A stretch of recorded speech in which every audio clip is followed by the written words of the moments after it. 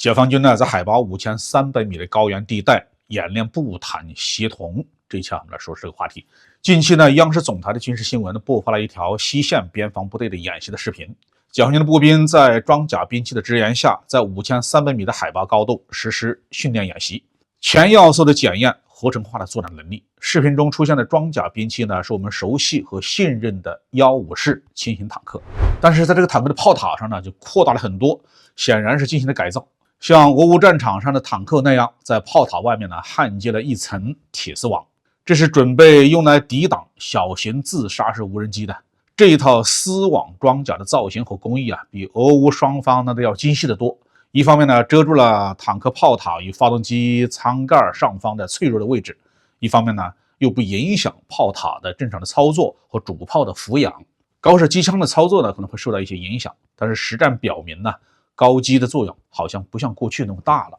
解放军基层部队装备的变化，体现出我军对现代战争和战场的认知。即使中国是全球第一无人机出口大国，即使我们的无人机装备的功能和规模都遥遥领先于印度，即使当面的印军在无人机方面乏善可陈，但是自杀式无人机对坦克造成的威胁依然被解放军高度重视，并迅即采取了应对的措施。在俄乌战场上的自杀无人机发挥了巨大的作用，这已经成为这场战争的标志性的装备之一。100多年前发明的坦克，虽然历经了多个代次的演变，防护能力大幅度的提升，但是在这种机动灵活的新兵器面前，呈现出明显的劣势。自杀无人机与反坦克导弹不同，它的飞行速度虽然比较慢，但是它的机动性能呢就非常的好。操纵员呢可以灵活的选择攻击的角度，对准坦克最薄弱的位置发起攻击。比如说坦克顶部的舱盖、炮塔尾部的弹舱和发动机舱的顶盖，这些地方呢都是典型的薄弱位置。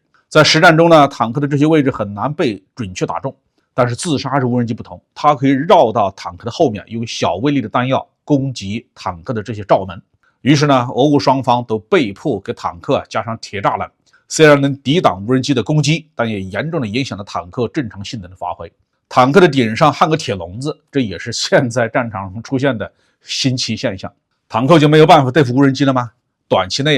人们确实还找不到很有效的办法。这之前呢，俄罗斯曾经在国际市场上大量的采购警用的干扰机来对付乌克兰的自杀式的无人机，但是效果呢很有限。即使是军用的干扰机，也未必能解决问题。乌克兰战场上呢，已经出现了光纤制导的自杀式无人机，他们完全无视各种电子干扰，投向回传呢清晰明了，操控的响应也非常灵活。所以说呢，今天的坦克对付无人机还没有必杀技。目前世界范围内的军警部门装备的小型无人机大多离不开中国的元素，大部分是采购整机，有一些呢是采购中国散件自行拼装。中国某个垄断无人机企业的热销型号已经成了国外战术技术论文中的专有名词，专门用来指代步兵随身携带的小型自杀无人机。那前面提到的光纤制导型号，多数也是中国出口的。印度军队是不是在用中国出口的散件自己组装自杀无人机呢？